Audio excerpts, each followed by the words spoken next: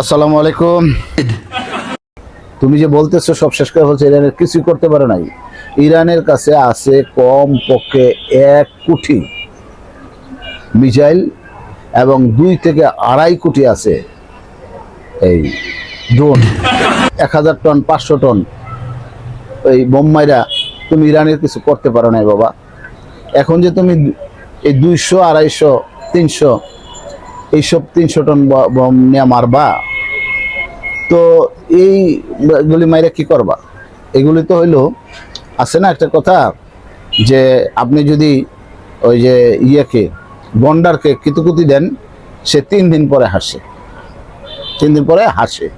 তো এখন আমেরিকা যেই বম্বিং করবে ইরানে এই পাথরের পাহাড়ের মধ্যে, সেগুলি হইলো মনে করেন গন্ডারের গায়ে সুই ফুটানোর মতো।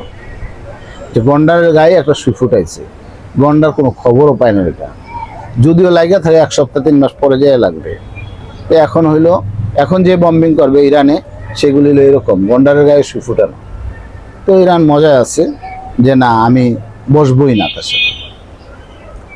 তুমি যে বলতেছো সব শেষ করে বলছো, ইরানের কিছুই করতে পারে নাই। ইরানের কাছে আছে কম পক্ষে 1 কোটি মিসাইল এবং 2 থেকে 2.5 কোটি আছে এই ড্রোন, উচ্চগতির ড্রোন। এই ইরানের ড্রোন দেখে আমেরিকাও ড্রোন বানাইছে, যে ড্রোন সস্তা, এই ড্রোন দিয়ে যুদ্ধ করা যায়, সস্তা বানায় দেখছে যে না, ওই ইরানের চেয়ে আরো 4 গুণ টাকা দিয়ে ড্রোন বানাইয়া ইরানের গুলির কাছেও যেতে পারে না। এগুলো তো আল্লাহ প্রদত্ত, তো ইরানের তো আল্লাহ সহযোগিতা করতেছে।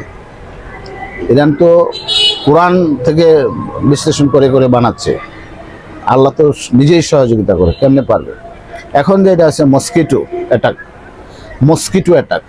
এখন মস্কিটো অ্যাটাকটা কি? সেটা হলো পারস্য উপসাগরে ছোট ছোট নৌযান, ইরান ছোট ছোট মনে করেন যেখানে একটা জাহাজ বানাবে সেখানে ধরেন 5000 এই নৌযান বানাইছে, ছোট ছোট। এটার ভিতরে 5 জন 7 জন থাকে, গান বোট নিয়ে, ছোটোখাটো মিসাইল নিয়ে, ড্রোন নিয়ে আচমকা আইসা হামলা করে। মনে করেন একটা জাহাজের মধ্যে, মানে আমরা শুয়ে থাকলে বা একটু ঘুমাইলে মশা যেরকম ধরে হাতে পায়ে চোখে নাকে, মানে আপনি এইদিকে থাপ্পড় ওইদিকে থাপ্পড়, কোনো দিক দিয়ে বেরিয়ে হয়ে যেতে হয়, ঠিক এইরকম পাগল বানায় ফেলে। এদিক দিয়ে আসে, ওদিক দিয়ে আসে, ওদিক দিয়ে আসে, ওদিক দিয়ে আসে, এখানে ড্রাইভ করে, ওখানে ড্রাইভ করে, ওখানে ড্রাইভ করে, 3টা 4টা কোথায় দিয়ে মারে বলতে পারে না। সীমায় ঢুকতে পারে না, হরমুজ সীমায় আমেরিকান ঢুকতেই পারে না। আর এইদিকে ইসরায়েল, তার তো কোনো খবরই নেই, তার তো কোনো, এখন তো ইসরায়েলের সাথে কোনো যুদ্ধ না, যুদ্ধ তো হচ্ছে আমেরিকার সাথে। ইসরায়েল তো কোথায় গেছে কোনো খবরই নেই, তার কি হবে বলার বাইরে। মধ্যপ্রাচ্য থেকে ইসরায়েল নামে একটা দেশ একেবারেই চলে যেতে হবে, সে আর থাকবে না, তার যা কিছু আছে সব শেষ। এখন দেখা যাক কি হয় পরবর্তীতে। ইসলামাবাদে বসার কথা, যদি বসে যায়, আল্লাহর কাছে দোয়া করি বসে যাক এবং সব ঠিক হয়ে যাক এবং পৃথিবীতে শান্তি ফিরে আসুক।